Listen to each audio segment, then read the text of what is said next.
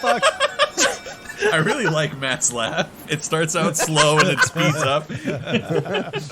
It's like a 1960s Mustang engine. Just Oh god, it's a car. you got the vroom vroom in your boom boom. I don't know what that meant. Can we just move on? Yeah, I don't know what's happening. Okay. Hello, listeners, and welcome to not really Dice Populi, but it's Dice Populi. This is a fifth Wednesday bonus episode. We put out new episodes. Put out nude episodes. Doesn't work so well in a podcast, but trust us, they're flopping around. Just think about what the fuck?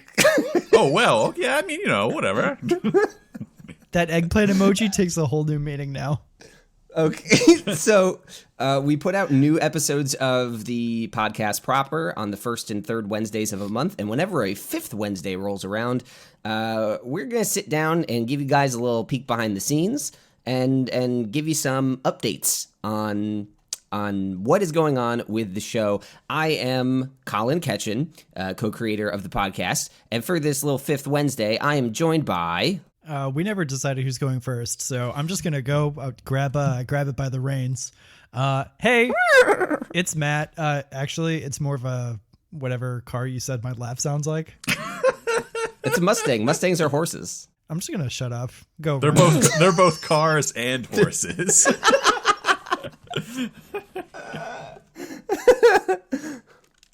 All right, so that's Matt. He's with us as well.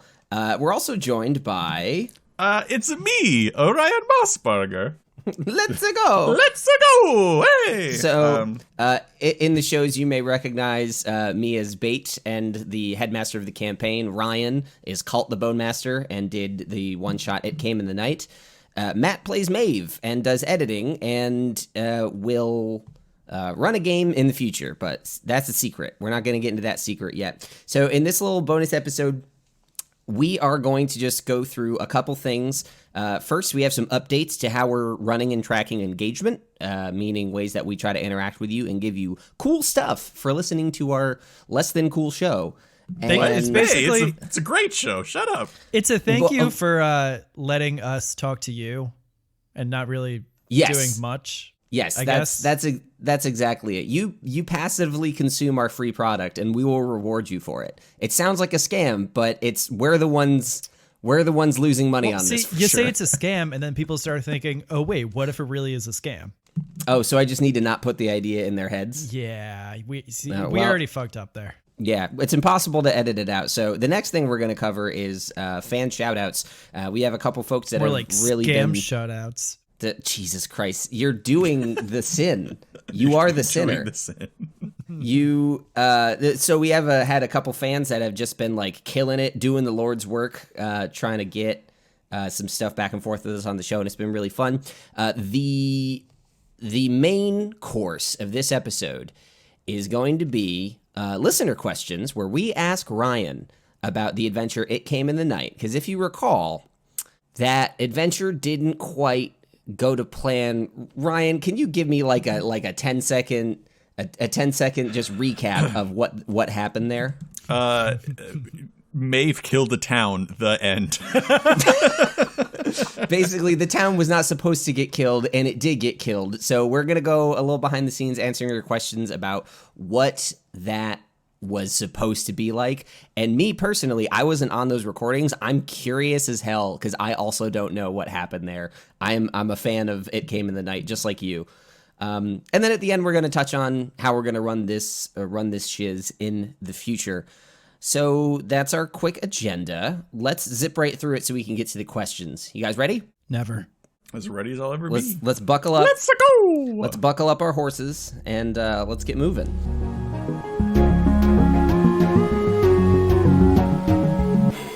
So the first thing, engagement. Engagement, again, meaning how we interact with you, mostly through social media. Ryan actually runs most of the social media stuff that we do. Yeah, sorry if it's bad. That's me. So basically, everything you're going to hear is straight out of the horses' mouths. Again with the horses. Yeah, Colin. no, I'm leaning fully into the horse motif. The naked motif didn't work for me. It was a little creepy. I think horses are a little more family friendly and palatable for all.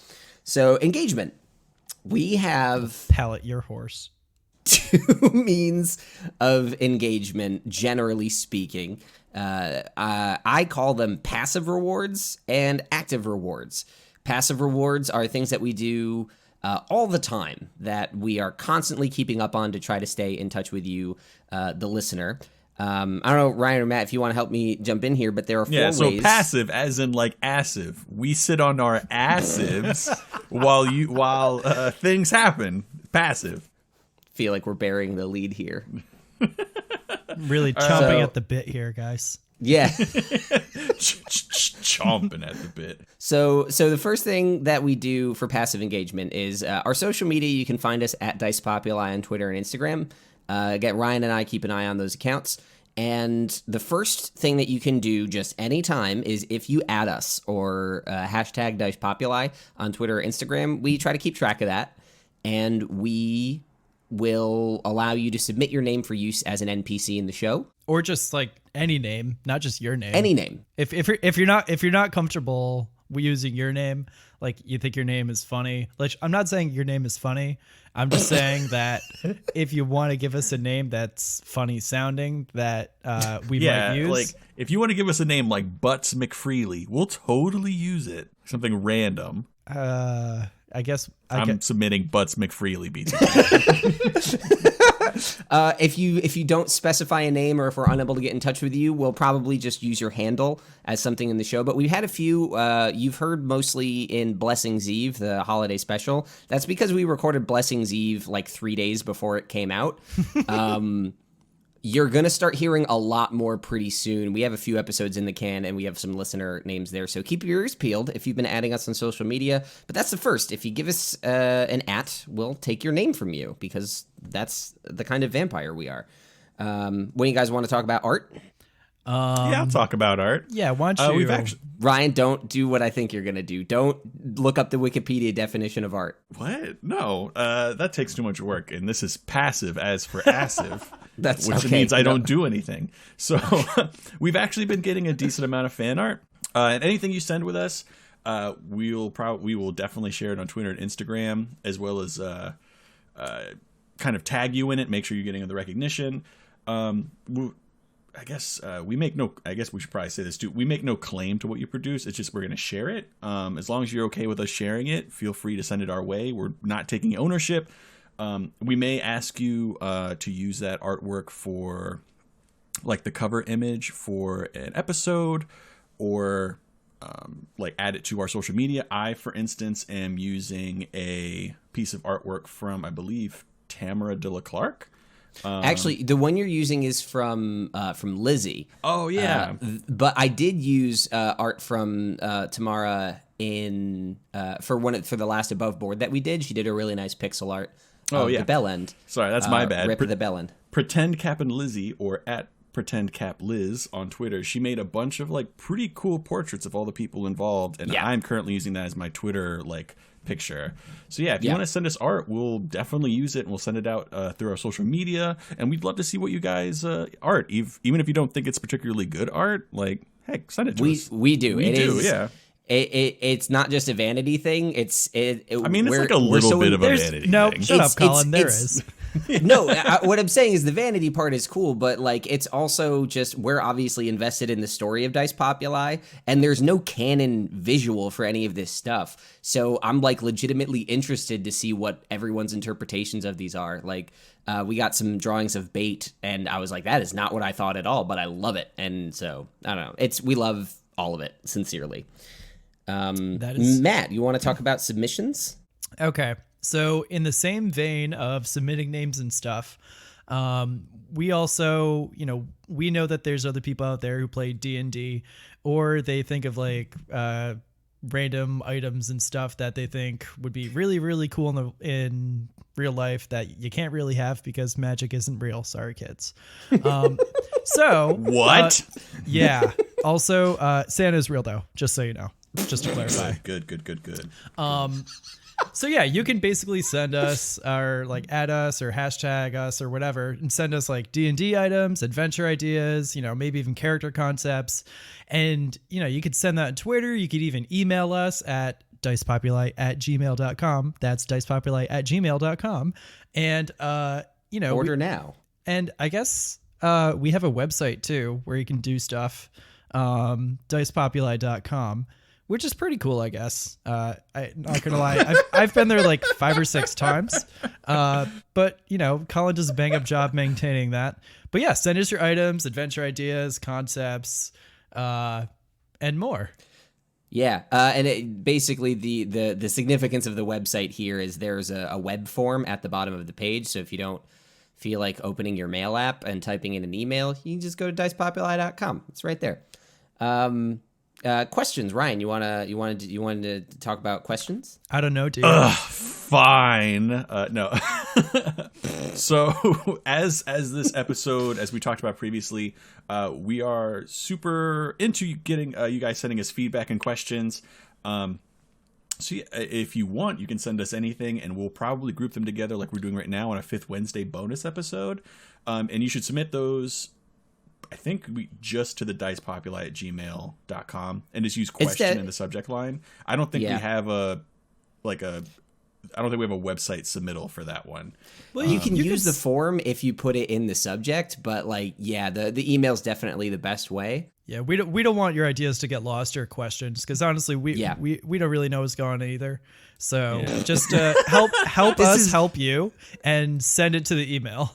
This episode should show you how slipshod the production really is. There's no plan. And then another option, if you don't have an email or don't want to use your email, you can add us on Twitter or Instagram, have your question on there, and we will we have a little bit of a running Excel spreadsheet of the questions and all the user feedback that we've had, and we'll save that for the next bonus episode. And then we will answer your questions as best as we can. Sometimes there may not be good answers to your questions. That just may be it, though. Yeah, and that's our fault. Blame us for that. Yeah, that's us for being shitty people. You guys have good questions. We're just bad people. So those are the passive rewards. That is the idea. Passive for sitting on our asses while we check our phones. So names, art, submissions, and questions, those you can do all the time. And now we have our active, which is the opposite of passive, our active engagement rewards. Active rewards are a bit different. This is where we sort of set a goal for our community to reach. It's like a Patreon, but without the money. So we basically say if you guys can reach because we hate money. Money sucks. We hate money because we don't have enough of it, and it makes us sad. In fact, we keep on losing money because we hate it so much. I've thrown 3 wallets out of my 3-story window, and they're never coming back. So the active rewards, there are 3 goals that we're setting here, and we've already announced 2 of them, but there's a new one. So the first goal is Apple Podcast reviews. I know that there are a lot of listening platforms where you can leave comments and reviews and things like that, but Apple Podcasts is sort of the most visible as well as the widest reaching. And if you listen to other podcasts, you might know if you get a lot of ratings, or if you get a lot of ratings quickly, the algorithm does some work for you and allows more people to find the show. So 5-star reviews are a huge help. We've set a bit of a lofty goal for a show of our modest size. And if we can reach 100 5-star reviews, we will start to announce merchandise for the show. We will post some stuff online and get an idea of what you're interested in and try to bring it to you as a thing you can get. It's always very fun to think of your own ideas for hats and t-shirts and things like that. So it'll be an inclusive process, but 100 Apple Podcast reviews and we'll get some merch in your hands. Now we don't really know what kind of merch we want to do yet. We'll figure that out once we get there. We'll probably honestly have it get a few options, and then maybe we'll let you guys vote on it. That's what I'm interested in. That's what I want to do. Yeah, maybe shirts, hats, maybe even tote bags. Honestly. I did post a picture of a hat based on our last 5th Wednesday episode, which was Dice Populi in the Pornhub logo format. Pornhub logo? Yeah. That's, as far as I know, that's off the table unless there's From our listener, Tony Lyons, who is a creative genius. If there's enough of an uproar, maybe it'll happen. But right now, that's off the table. We'll find something more tonally appropriate. So Apple Podcast reviews get Dice Populi dildos. Yeah, that's definitely going to sell. I wasn't ready for that. So the second active we're reward. 14 fucking years old, I suppose. The second podcast reward is social media follows. So obviously for stuff like adding and hashtagging, we will take your names and your questions. We take everything from you. But the follows are much easier to track because we can just see how many followers we have. And a while ago, we set a goal saying that if we could gain like a net 50 followers on Twitter and Instagram, then we would release the soundtrack for Dicey Waters, Volume 1, basically, episodes 0 through 4. And you guys delivered. We've gotten way more than a 50 between the two of them. Thank you. So you as of right now, we have 92 followers on Instagram, and I'm going to check Twitter right this second. I think we were at like 102, 103. I think it was 107. No, we are higher than that, friends. We were at 110 briefly. Now we're down to 109. So screw whoever just left us. Kim Kardashian, we're coming for you. So basically, you guys delivered, and this is the first example of an active reward paying off. I am hard at work prepping the music from episodes 0 through 4 as a soundtrack. We're going to put that on Apple Music, Spotify, and probably Bandcamp because I know that for people who subscribe to Apple Music and Spotify, I want them to be able to get it conveniently. But for those of you who aren't paying for music subscription services, I don't want money to be a gate for that. Yeah. So I'm going to work on that. That means the music from the intro episode, so all the different character themes, the theme song, the introductory music, and then the music from Escape from Farpoint and the first Above Board.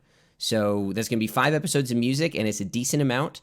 I'm still working on how I'm going to format it, but that is going to come at you in the future. I guess stay tuned on social media for updates on that. But you did it. So the next goal, thank you, is don't forget to say thank you, Colin. Yes, thank you. Absolutely. I'm an ungrateful horse master. Thank you for giving Colin more work. Yeah, maybe that's why I didn't say thank you. So the next goal for social media follows is going to be a little bit loftier. We are going to ask if we can reach 200 followers on both Twitter and Instagram. 250 according to the outline I'm looking at. 250. My apologizes. If we can reach 250 followers on both Twitter and Instagram, then we are going to unlock, Dicey Waters Soundtrack Volume 2, which will be It Came in the Night and Below Decks. There was a lot of music in It Came in the Night, and honestly, that's my favorite stuff I've written so far.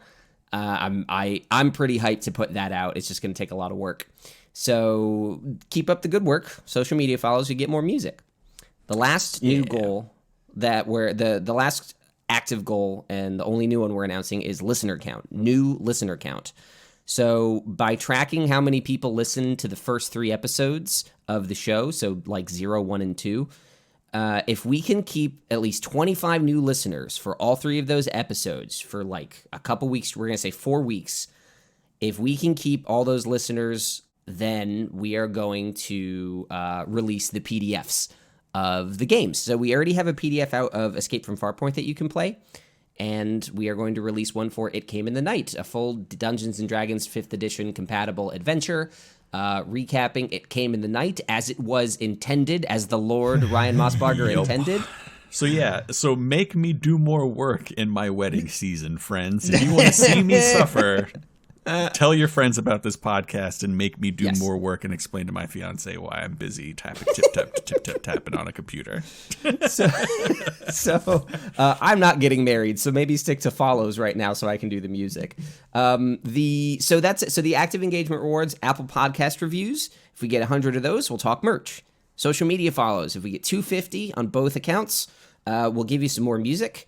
And new listeners, if we can keep basically 100 new listeners for a month straight, then we are going to put out some adventures that you can download and play for free. And then the passive rewards are obviously names by adding us. You can send us art, submissions, and questions. Yeah. All that's going to be on the website. I'm going to update dicepopuli.com to have that in a very succinct spot, very succinctly said, in a clean spot. So if you ever want to know about this and don't want to listen to us ramble again, go to dicepopuli.com. We'll have it all right there. It feels like we really got something special here, folks, and we really appreciate everything, all the art, all the memes, all the fun stuff. It's been a blast so far. It really has, and we just want to be able to do more of it, and we're grateful that there are folks that want to do it too. So we're just going to keep that ball rolling.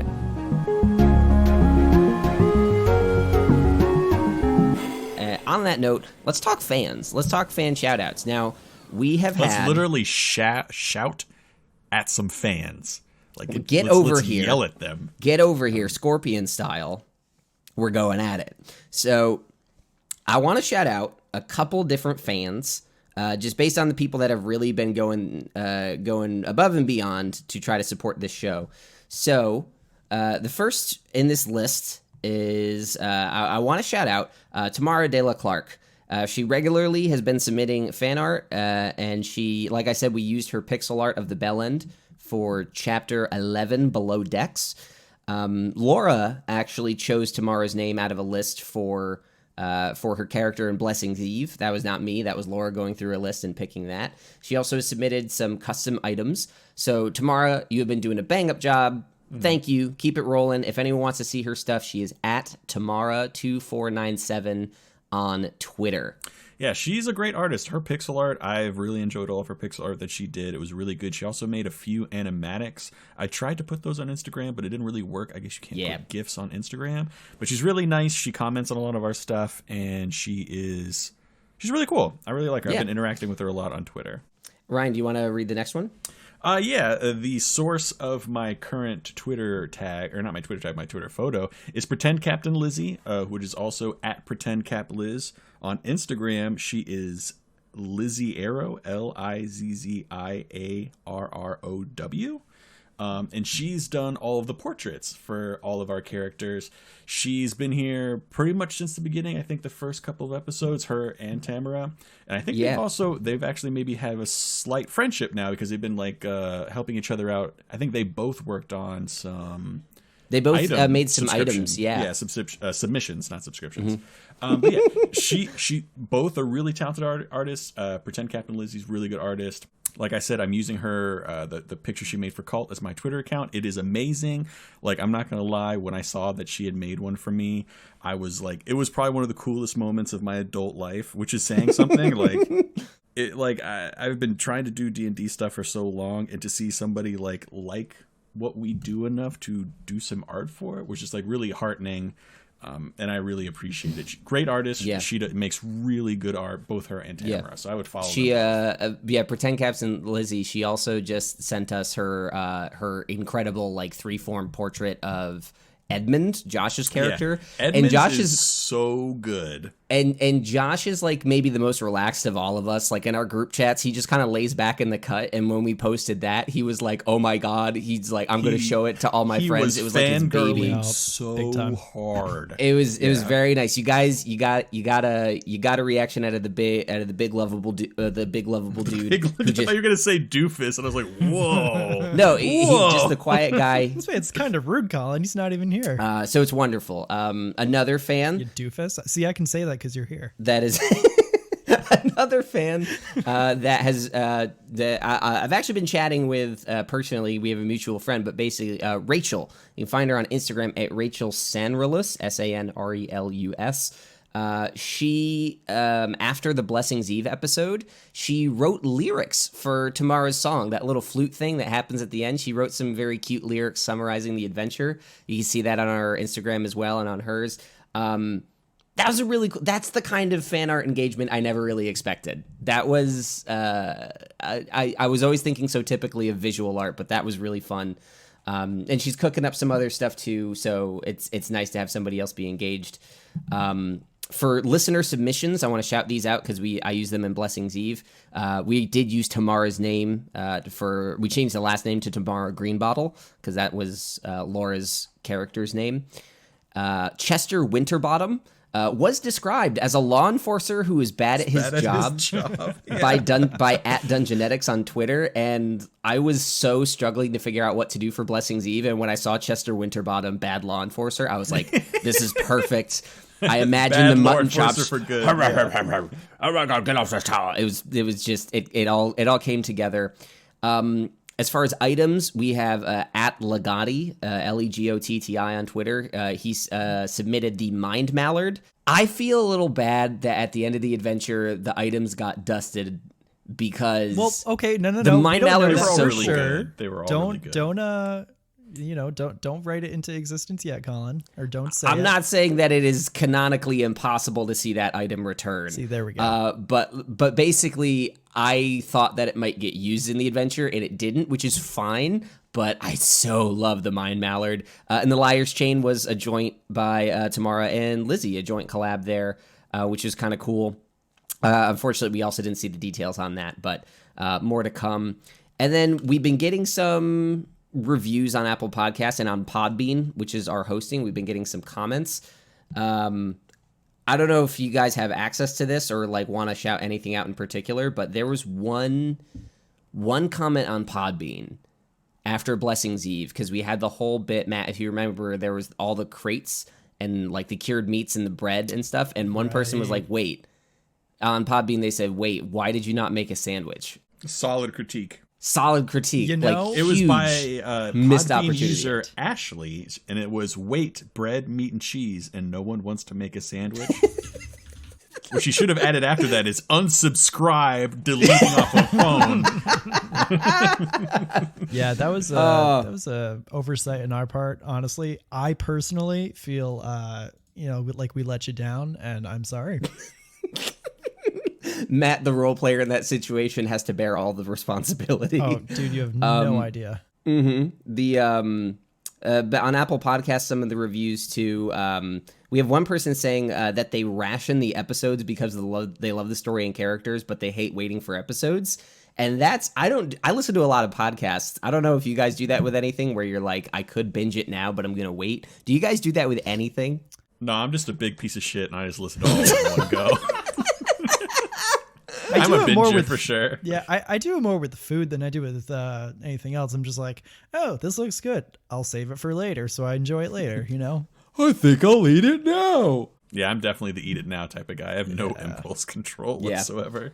But that's another means of engagement that we super enjoy. Every time I get to see a new review on the Apple Podcast app, it's just, I don't know. It's one of those many things that makes us happy. So those are some big shout outs. If you guys keep engaging, we'll be sure to shout you out in a future episode.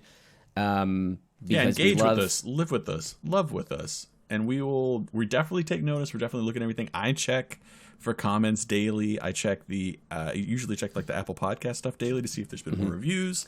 I know Colin does the same. Like, we're definitely there and watching. And so you're getting a real sense for our desperation. Well, I mean, yeah, you could paint it in a weird light. We're desperate for your attention.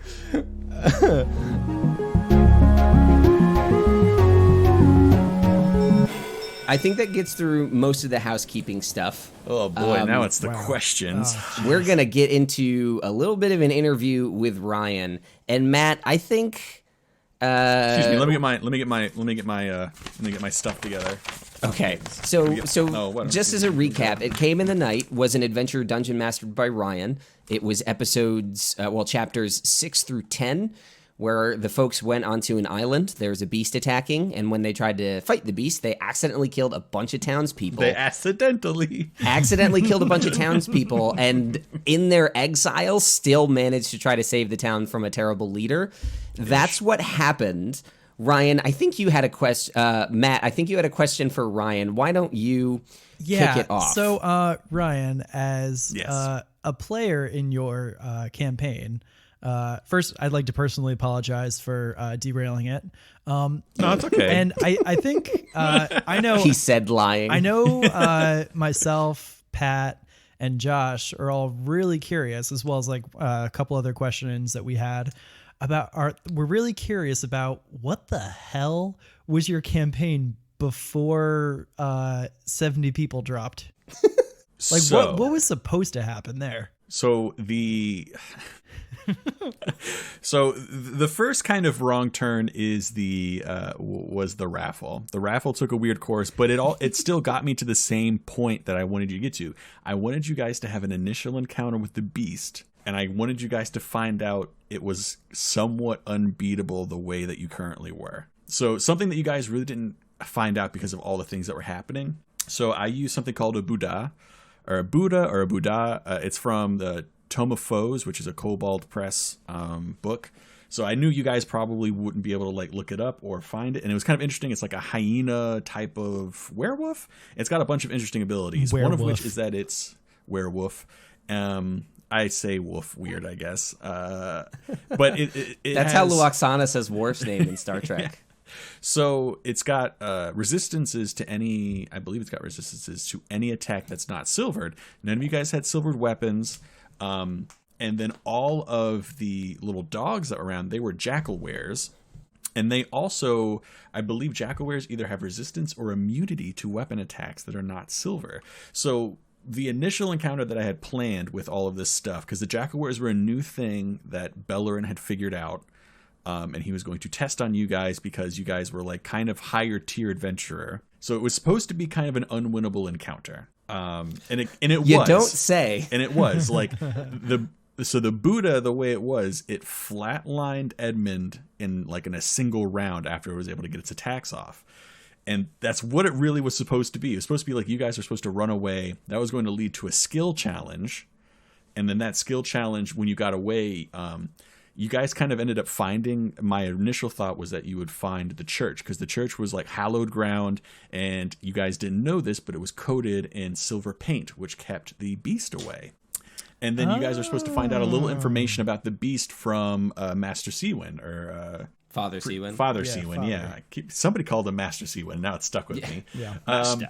And he was going to give you guys some information. And one of the things I wanted to do is that because Buddha is like a really weird animal that I've never really seen monster used in Dungeons and Dragons, at least 5e. I've never seen it. I was going to every time you guys found out a major piece of information, everybody's going to make an Arcana check. That kind of got thrown out the window pretty early because I didn't feel like it was important after a certain amount of time, especially when all the villagers died. Right. But yeah, so you guys want to figure out more, and as you got more and more information about it, you would have found out that, it has a weakness to silver.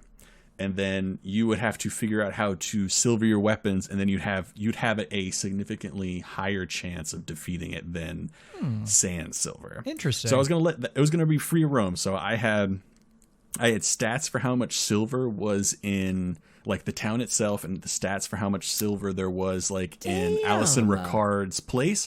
So depending on how you do, you could either have deprived the town of all of their silver. It was technically possible to silver all your weapons, or you could have stolen it from Alison Ricard. And then an NPC you guys did not meet at all, Greta Hammerheart, which is the proprietor of the smithy. She died in what happened. Yep. She was the proprietor of the local smithy, the Heavy Hand. You guys never visited it until afterwards when you guys broke in. Yeah. Because then Pat as Locke did get a silver sword from that. Yeah, right. So yeah, because that was sitting there. Okay. I put a silver sword in there because it was the only thing that was going to make the fight with Bellary likely. It was your last ditch hope to please know that there's silver here. So I'm sure that this is going to flow naturally, but that's a great backstory on the monster. Zed Ployd on Twitter as asking what were the other plans for the town and the people of the town before they died. I figure that works now because you're talking about the area. Yeah, so you guys were supposed to, at some point, go to Greta Hammerheart. She was a cool character that I had kind of installed, and there was a dramatic scene as you guys entered. She was actively turning swords into nails for people to buy, and it was supposed to be kind of like a sign of how degrading the town was going. So you're supposed to meet with her. She's a really cool character, and her magical anvil would have allowed her to silver your weapons at a much faster rate than normal. Possible. Interesting. Also, potentially, if you guys found enough materials, even make your weapons somewhat magical for a short duration. I had a bunch of things she could have done depending on the resources that you were able to accumulate, depending on how much you stole or convinced villagers to go on your side. So it sounded like the plan was very much technical. Like, it was a very mechanical game that you had laid out, and then it became super social. Right. I even laid out what kind of traps, like potential traps. I didn't have anything hard and fast, but I laid out potential traps that you could set up for the beast, like for your final showdown. Like, depending on, like, I had a small amount of resource management. I kind of got rid of all of that because it wasn't going to work for what we had. Like, you guys turned the whole town against you. There wasn't possible. So the plans I had for the town beyond that were, depending on how you handled the first night and how you handled certain other things, some of the townsfolk might be against you. They might be for you. One of the main things that I had also planned is if you guys did not tell the Stone Lord that you were down with her plan and took the job, she was actually going to imprison you until nightfall and then drop you out in the middle and let you guys be the first victim. So you guys would have had a much harder fight that way. But if you got away, you would have learned a lot more about the monster.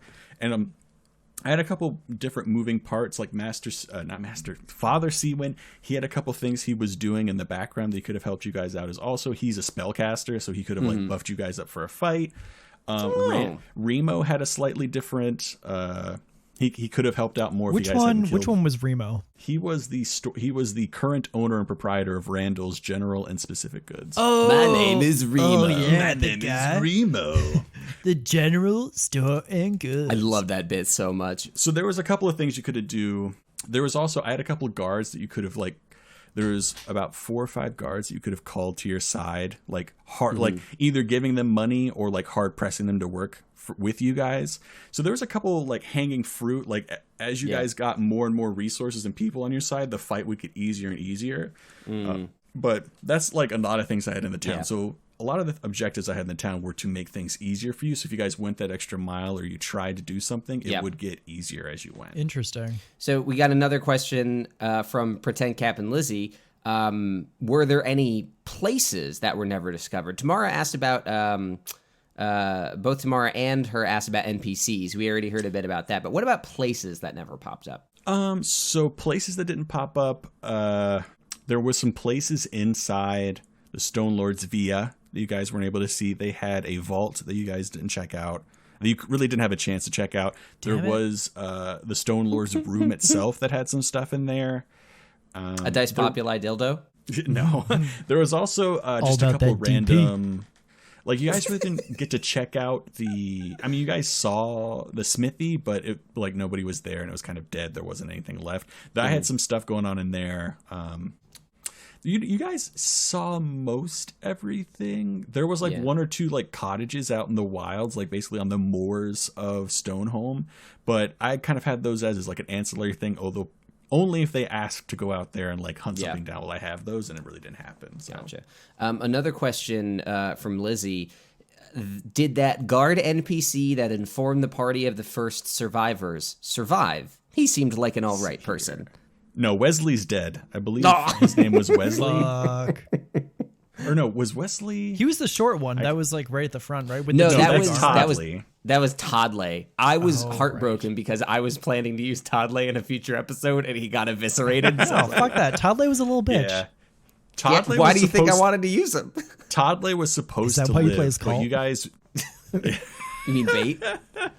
I see another question that we haven't answered yet. Was it planned for Desan to leave Your Royal Highness, the Stone Lord Alison Ricard? And could we have learned more about the Stone Lord family? It was not the original plan. She was like a hardcore Stone Lord follower.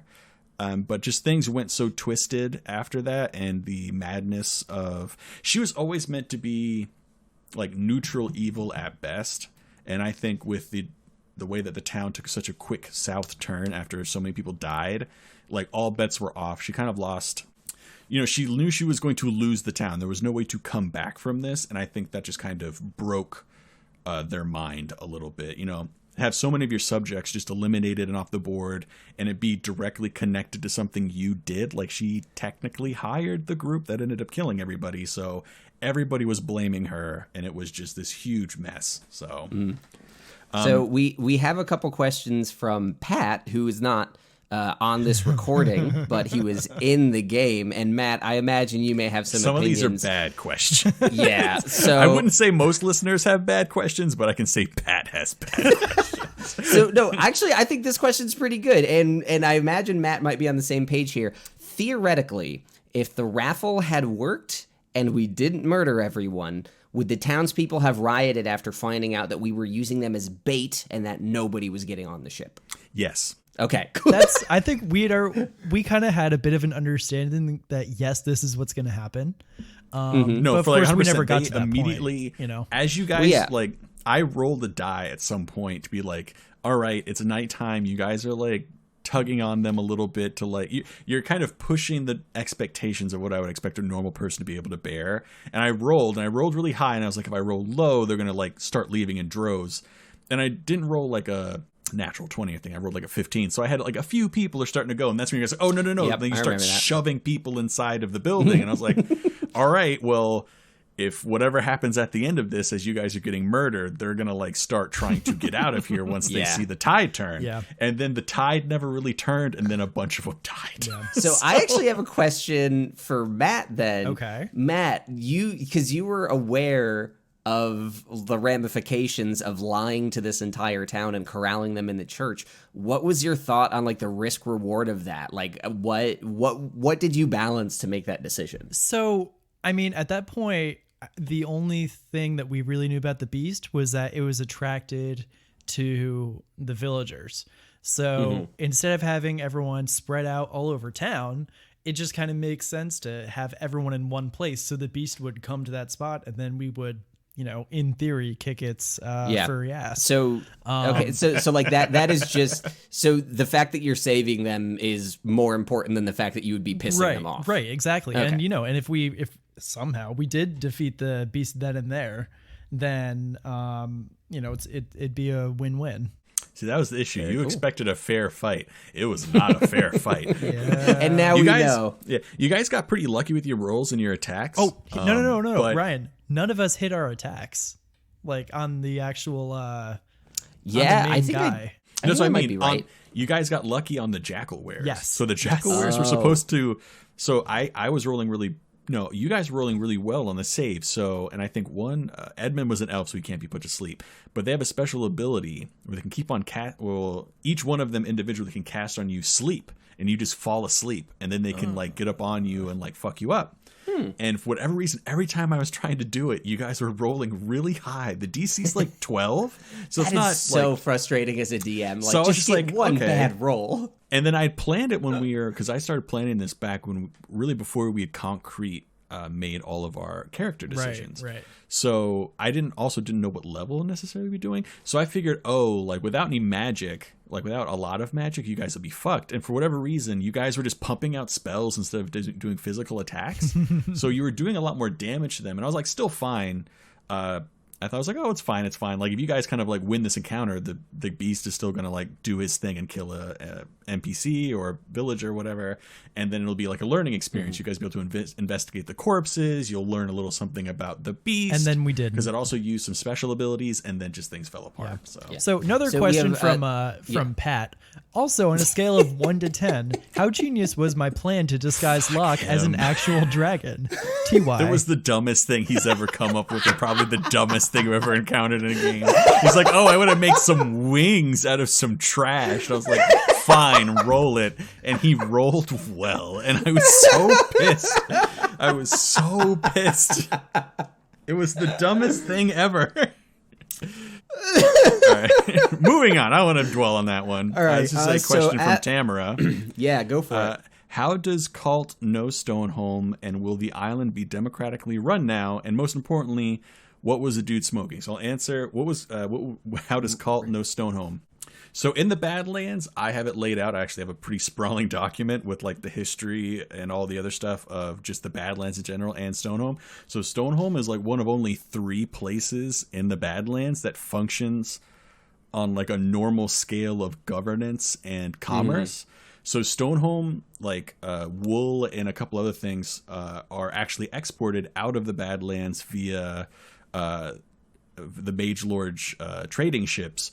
So they're actually like a really famous place in the Badlands, known for like stability and the rule of law. So if you want to know for sure that you can like get a fair price to like fix your ship, or a fair price for like some loot that you found, you would go there. And it's like known to be pretty devoid of crime. because of how stable and how they have such a large quotient of their population as like guards and people of law. So it's kind of a famous place in the Badlands. Will the island be run democratically now? It's a good question. Probably not. It's possible. I didn't really want to decide at that moment whether like it held together or fell apart. If it comes back to Stonehome, I'll probably figure that out. But I wanted to keep it open. So if you were to decide now, though, what would you think based on what characters we left there and the state of all things? What would you think? Now, I want to say for listeners, whatever Ryan says, this is not necessarily canon. We may change this in the future, but I'm actually very interested to hear this as well. Without rolling a die and thinking about it, I would probably say it still fell apart. Everybody's going to leave. Guess. Once they're going to I think the city as it was known to you guys would have fallen apart. There would probably, just because they are known to be such a powerful port, like even for it's a small place, but even for the Badlands and for their exports, they would probably, something would keep together. The Empire would take over at some point, probably pretty quickly after that, just from an economic perspective. But yeah, it would not be democratically run, I don't feel like, unless Dasan like took a real strong democratic leaning, which I'm not 100%. I haven't rolled anything or haven't thought about it. So well, now most importantly, what was Remo smoking in Randall's general and specific goods? Obviously, he was smoking lavender scented halfling pipe weed. A la Lord of the Rings. Yeah. I'm deep in... there were some Tolkien books that came out over the last decade, and I'm finally reading into those, and now I'm watching Fellowship of the Ring again, and it's just... I've got good feels there. Sorry, not related. I'm just... I love it. I love it so much. So there's another question by at Lions Den Photo. Lions Den Photo. So these ones I'm actually interested in. Are there any other living Ricards? Well, technically, currently, there is only one living Ricard, and that is Her Noble Highness, the Stone Lord Alison Ricard. Bellary was killed, her parents are dead, and Alison made sure that there was no other pretenders to the throne. Yeah. So Lions Den Photo on Twitter also submitted another question. What made Bellary such a bad Stone Lord? I feel like I don't even have the context to try to answer this question. What do you think happened there? Why was he ousted? Well, actually, he wasn't really a bad Stone Lord. I mean, I thought it was more of it was because Allison just wanted the throne for herself, and that getting betrayed by his sister, and even in that context, like most Stone Lords, I had leaning towards neutral evil or lawful evil. Just because I think monarchic government, given enough time and enough power, always kind of leans towards that. It becomes very much, what can you do for us, as opposed to what we as rulers can do for you, the people. I really wish you said something about the top 1% only looking out for themselves. Yeah. So I have a very Bernie Sanders perspective, I suppose, on like monarchies and like high government. So a millennial college educated white man? Yeah, I guess so. So yeah, I always assumed Bellary probably wasn't the most evil, but as you can see from what he became, he was not opposed to delving deeper into darkness by far. And then I think everybody probably would have known that he was not a good guy. So I had Bellary taken out while he was still a relatively young man, like in his 18, 19-year-old range.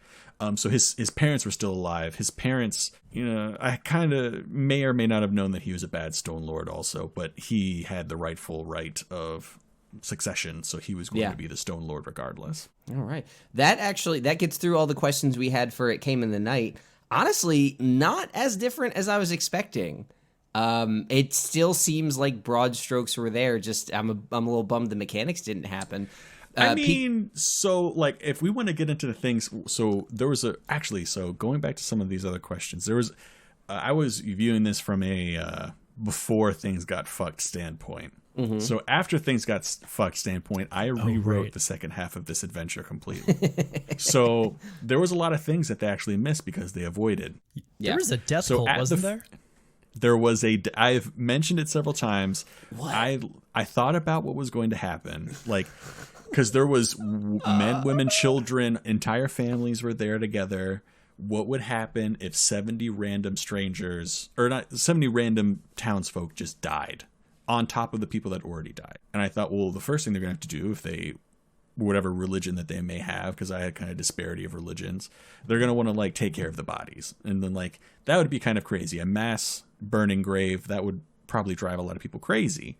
And the emotions of that. So out of that was born a small death cult of about 20 to 30 followers that were like burning their family members, and they were led by, I believe, a half-elven woman. I think it was either elven or half-elven.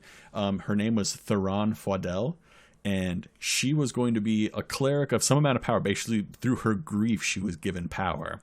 And if you guys encountered them, she was going to force you to murder all of them. Because they wanted to, they believed, and like they were kind of in this kind of like group think, kind of like horrific kind of thing that was happening to them. They thought that somehow or another, and also from what they saw, because if you read the spell that would happen to Maeve, she gets healed by it. So in my mind, she sucked the life force out of these people. Right. They believe that their loved ones' souls were somehow stored in Maeve. So they wanted to get murdered by Maeve so they could then join their loved ones. Oh my God. So they were going to force you through threat of killing you to kill them. I thought Father Seawood being like crucified on the door was fucked up. Jesus. Yeah. That's so it was cool, going to get dark. But yeah, you guys missed out on that. There was some stuff in town going on that you guys kind of were able to sidetrack. So there was out on that. Yeah, it was going to be getting really dark. You guys could have also interacted with the shipbuilding, like they were making rafts trying to get the fuck out of there. There was more to interact with. Yeah, you that, just kind of blew past that. Yeah, because I was just trying to kind of rush things, not necessarily rush things along, but I didn't want to dwell too much on some of these other random things. Yeah. Well, we were pretty caught up on like we were pretty much clueless, right? So that's why we're like, all right, clearly cult, wink, wink, Ryan has all the answers. Yeah. So I think that's actually one last question. One last question that I think Tamara threw out there was, what would Colt have done if he had been there? Oh fuck. It's hard to say because I never really thought Colt could handle this adventure. So Colt would have probably tried to once he would have maybe kept sane for a little while, but the second things went haywire and he thought there was a possibility that the townsfolk would come back at them, he was going to just like burn the whole village down. And especially what a surprise. And in his mind, though, erasing the village would erase Maeve's incident and therefore protect her. So he has like an issue with object permanence. Well, not even that. It's just like if there's no evidence of Maeve doing something, then it didn't happen. Like close your eyes, nobody died. Kind of. I mean, that is the cold kind of logic that Cult lives by. If there are no witnesses, the crime didn't happen. All right. On that note, let's pivot to something a little more uplifting. Tamara did submit a few questions about Blessings Eve, the holiday special one shot. I just want to blow through those. So I think from tomorrow, will you do more holiday specials at one point? I think yeah. Yeah, right? I think the answer is definitely yes. Assuming there's more holidays in the world besides Blessings Eve. Yeah. So maybe. I mean, and we'll talk about this too. Is like Dicey Waters has it's not canon yet. Yeah, Dicey Waters has an end in mind. Like Dicey Waters is not going to run until we get sick of it. Like we're planning it out. So eventually there might be other games. So there might be an evergreen quality to holiday specials at that time in the year. But if we get struck with something, yeah, why not? We had the time. I had a vacation, so we threw it together and we did it. I was very lucky Cult wasn't there to murder everyone in Feldrum. True. So it ended up being sort of an uplifting thing, which was nice. You needed some turtles and he would have been fine. All right, my turn. Where did all the magical items go after the ritual? So that I don't think I can answer just yet, partly because I don't want to lock myself into something that will change. Damn, I miss fun, Colin. Yeah, no, well, here's the thing. Serafina... So the way that this whole game works is everyone is writing their own stories, and Ryan did a lot of work building out the world, but like I'm pulling the strings on the larger story. So Serafina's power is important. It's related to a lot of things, and more or less she took them, but I really can't go much further than that. All right. In our time of greatest need, the Mind Mallard. The Mind Mallard will return. So I'll read the next one. It's I think will we meet Tamara ever again? And will she ever get off the island? / will you do more guest surprises like this in the future? Whether we meet Tamara again depends on if we ever bring Laura back. It depends on Laura's availability. Yeah, Laura. I do another show with Laura, so her availability is pretty crazy. So as far as if she ever gets off the island, honestly, I don't feel comfortable answering that. The character, I got lucky because when I was planning Blessings Eve, I was like, hey, Laura, this is my idea for a story, but it hinges around your character. What do you think of this? And she says, I literally have a character just like that rolled already. So worked out great. But I am not making decisions for her. I imagine she wants to now that she's, a healthy boy. Played a little bit, yeah. Yeah. And as far as guest surprises, if we can, it was super fun to change it up, and we can rotate out in the future. Josh and Ryan weren't available, so we did something different. Yeah, logistically speaking, I'd love to have some guests on the pod. If it works logistically, it might be something we consider. Yeah. All right. So let's see. What's the next question? You want to take the next one, Matt? Which one? Oh yeah. Has the magic of the islands in the Badlands something to do with the wishing stuff? Okay. Not really. Spoilers. I don't think. No. I don't think it's spoilers. I'm trying to. I haven't really put it into words before. I don't think the islands themselves have a tremendous amount of magic inherently. Ryan built out a whole pantheon, and even though we're only seeing a little bit of it, like Seraphina and Kellish and things like that, I think that it's the pantheon of gods that are sort of navigating all this, but the tear that separates the Badlands from the mainland, that definitely plays a role in it. The islands themselves, I don't think so. I think it's the forces at play within them. True. Some of them have some magic-y stuff, and there is magic inherent to what is causing the Badlands to be separated. But... And there's even some islands that I know have their own innate magical stuff going on as well. Yeah, but it's not like the Badlands have a permeating force. It's very much case by case. The whole reason we're doing islands like this is so that when Matt wants to do his story, he can just pick a spot and do whatever the hell he wants. Yeah, so it's big open world. It's meant to be open and flexible like that. There's one last question that I think all three of us are going to answer. It's from Dimension Door Podcast at Dimension Pod on Twitter. What was the main inspiration for doing your podcast? Oh, man. And how did you decide to go with a rotating DM model for the story? I'm interested to hear your guys' perspectives on it first. Ryan, you first. I'll let Matt go. Me first. So my main inspiration for doing a podcast, I love Dungeons and Dragons. And I love being able to force people to play with me. Well, that sounds awful, but I play in a lot of games. It's at my highest point in 2019, I had something like 5 games going. Jesus. And it's just one of those things. I just collect people, and I not necessarily make them play, but I convince them to play. And I have a lot of fun DMing. I have a lot of fun playing in games. And one of the hardest parts of having that many games going is scheduling things. And which is totally not an issue we have at all with our podcast. We definitely don't have that issue. But I knew if there was something legitimate that I was doing, especially if we have a podcast, we have to record something this week. I knew I'd be able to play more. And I love playing Dungeons and Dragons so much. I would do 10 podcasts if my fiance making it a responsibility ensures that it will happen. Right. My fiance would probably murder me in the street if I had more than what I have now. But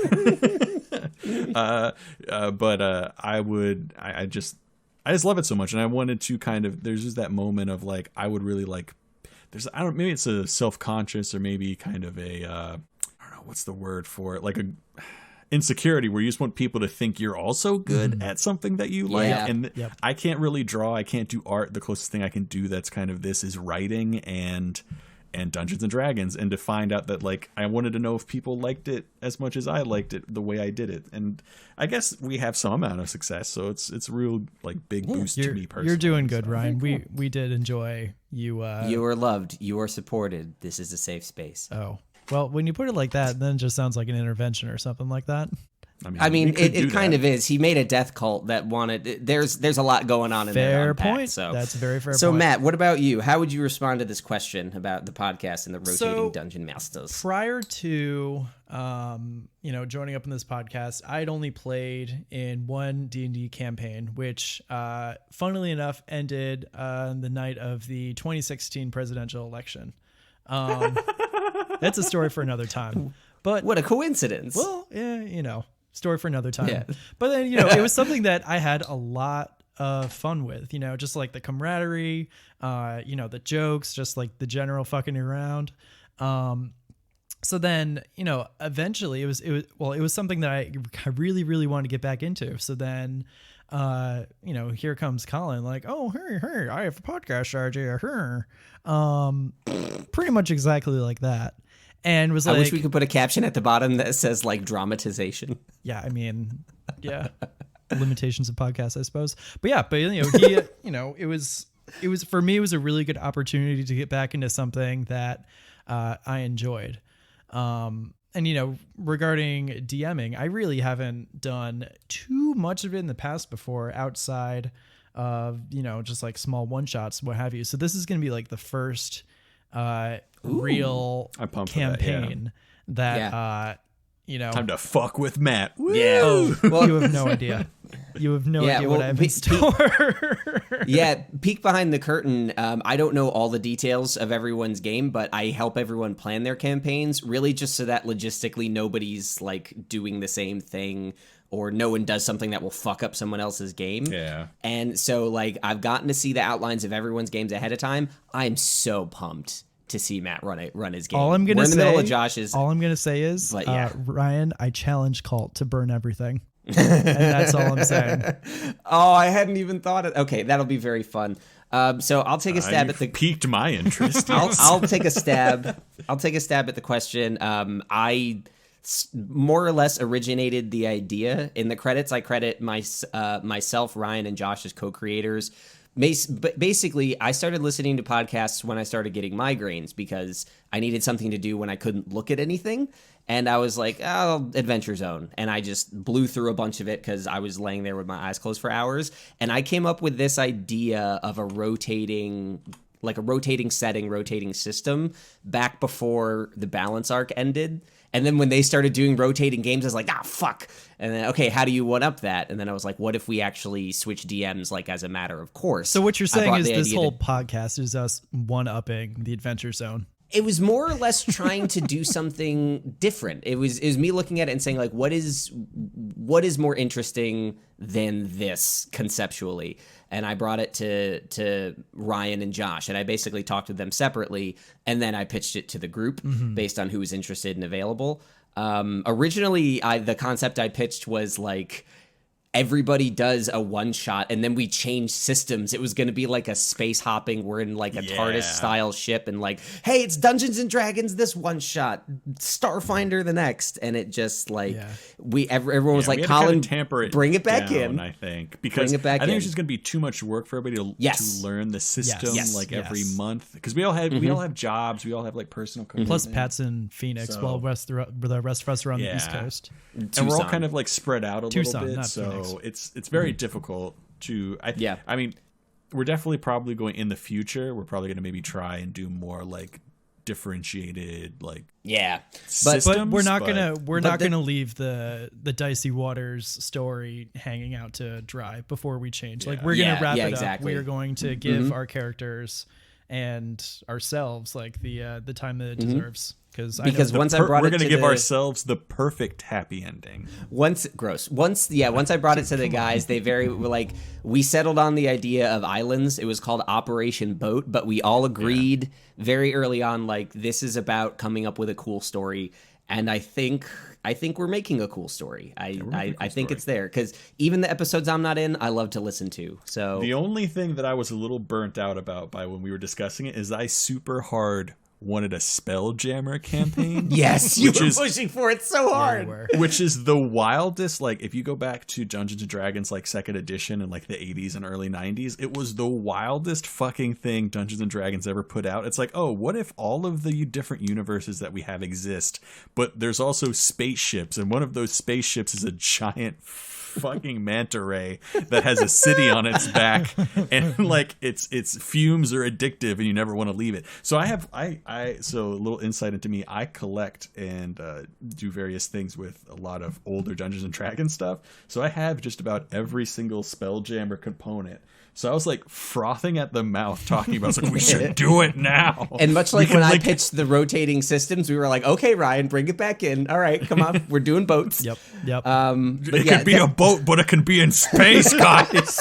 so like that's, literally. Cult goes to the moon. So let's pivot into the last bit here. Let's talk about the future of the show. We just have a couple things to touch on very quickly. So thank you for everyone who submitted questions. Again, you can do that through email, or if we solicit it on Twitter or Instagram, like just add us or comment and we take it down. That was honestly, I really like doing that. That was a good time. Especially with the fertile ground of Ryan's failed plans. Well, dead bodies make for good soil. There you go. Look, ever the optimist. So future plans first. We are in the middle of recording Trouble in Paradise.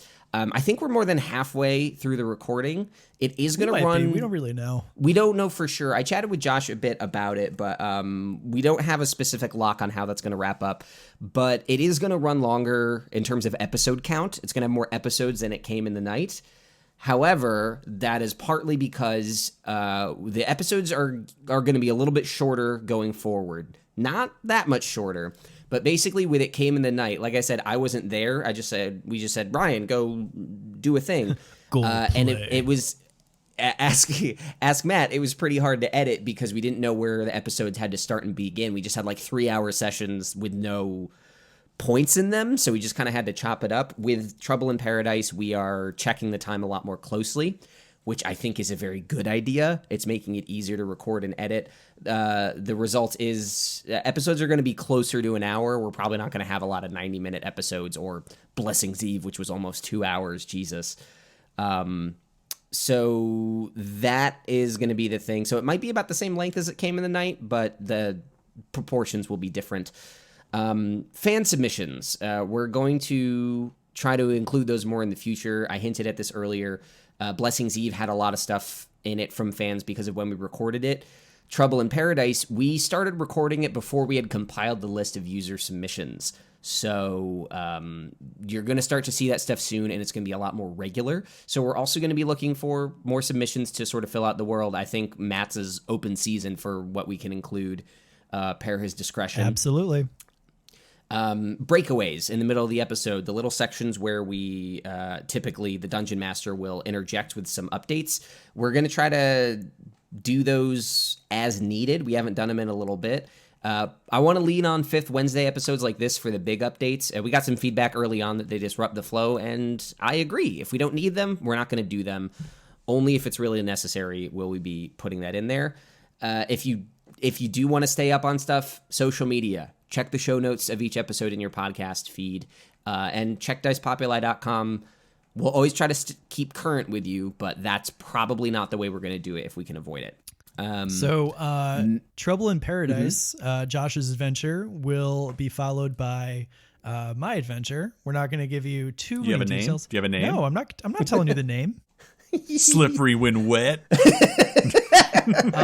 Well, I love that name, so I'm going to rewrite my campaign just so I can use that name.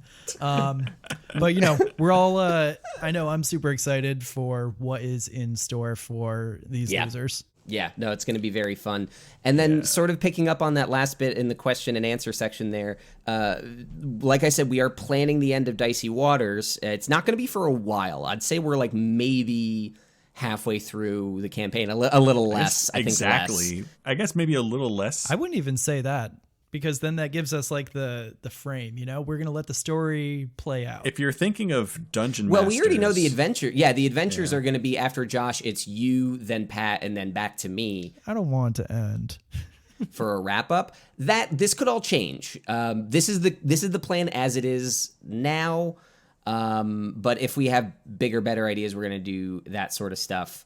As far as after Dicey Waters, probably not going to use D&D right away. It might not be fantasy. These are conversations that we're having, and we'll probably include you in those well. But all that stuff is super early days. We are still working very hard on building Dicey Waters into the best thing it can be. So, like, depending on timing, there may be some one-shots in between. There might be some, like, test episodes, like, depending on how things work. So it's very fluid that far out. We don't have, like, any solid timeline. But that's also very, very far ways out, though. Yes, like we're months, many months out before any of this becomes even closer to reality. Maybe even next year. When we get to Pat's campaign, maybe it's so enrapturing we just decide that Pat, the paragon of seriousness and story, the dress up dragon himself, he's going to just run the next 4 years of our adventures. You never know what's going to happen, puts guys. The dragon? Yeah. I'll see myself out. That was so good. I'll see myself out. Good talking to you. All right, cool. Well, I think that's a good... That might be offensive. Should we feel bad? There's nothing offensive? No, talking about drag in general, I think it's a thing to celebrate.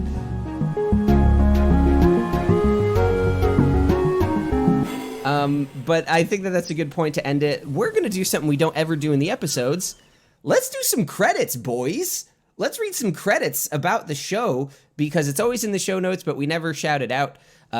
So this show, Dice Populi, it is created by Colin Ketchen, Ryan Mossbarger, and Josh Palumbo. It is edited by yours truly, Matt Canavan. I also just like saying my name. Yeah, it's fun, isn't it? We know you do it every time. Ryan, do you want to read the next bullet point so I'm not sitting in hell? No. Additional editing, sound design, and original music is also by Colin Ketchen. Artwork by Colin Ketchen, and occasionally seems like a lot of Colin Ketchen here. Yeah, occasionally. Yeah. Media, someone else want to do those things? I'm fine with it. The social media is run by me, Ryan Mossbarger. And the cast is all me. I make up all the voices. There is no Matt I want to hear your. It's only Zool. This is Ryan's Norbit. This is Ryan. I want to hear. I play all the characters. Ryan, I want to hear your Maeve though. Oh, guys, I don't know about this. Oh, boy. Literally Morty. That's very good. So this show is Patrick Brem as Locke. Me as Maeve. Hello. Is me as Bait when he appears. Ryan Mossberger's Colt, the Bone Master. Josh Palumbo as Sir Edmund Montgomery Blackwood, and currently writing and DMing Trouble in Paradise. Laura Becker was the guest star as Tamara Greenbottle in Blessing's Eve. Laura Becker, if you actually want to hear more from her, she and I, like I said, we have a podcast. It's called How You Doing? If you go to dicepopuli.com, you can see a link for that too. Check that out if you like Laura, because she is a wonderful, wonderful person, and it is great to work with her. She's pretty great. One of my we are also on another podcast called Comic Geeking Program together, and one of my favorite episodes is with Colin and Laura, so where we get Colin to call the Oscar Mayer Wiener hotline, and then threaten to burn them down for calling hot dogs sandwiches. So these are all phenomenal people. If you want to follow any of them online, that is all in the show notes and on the site. Thank you so much for listening and sharing and engaging. We will be back next week with Chapter 15 of Dicey Waters. Any more information you want, dicepopuli.com. Hit it up. You two got anything else before we go? I'm going to say keep your ears tuned. Like, Josh's adventure gets fucking wild, and it stays wild the entire time. I don't know how he's going to be able to keep this amount of drama going without us getting bored of it, but I'm interested in seeing it. Josh's campaign has been a fucking blast so far. There are laughs, there's tears, there's more tears. I'm not crying. Are you guys crying? I'm not crying. Matt does some role play that gets me like legitimately choked up at points. And Pat, I think tweeted it at one point, like, this is the first time in D&D where he feels like afraid for his character legitimately all the time. I think a big chunk of that is Josh's style, where he's like, oh, you didn't do so well in that role. Okay, yeah, okay. And then it's just like, he's thinking of the way, like, how do I murder this person? Yeah, remember what he did to the boat? Yeah. That's our bodies. A fucking crazy That's going to be our bodies. By all rights, I do think he flexed a little bit to make sure I didn't die on the first episode. Because, like, yeah, I'm drowning now. Like, I have heavy armor, and I'm a really weak boy. And he's like, you're not unconscious. You hear a healing word. All right. Well, again, listeners, thank you so much. Find us online. Keep listening. Tell your friends. We have got more in store for you in the future, and we will see you next week.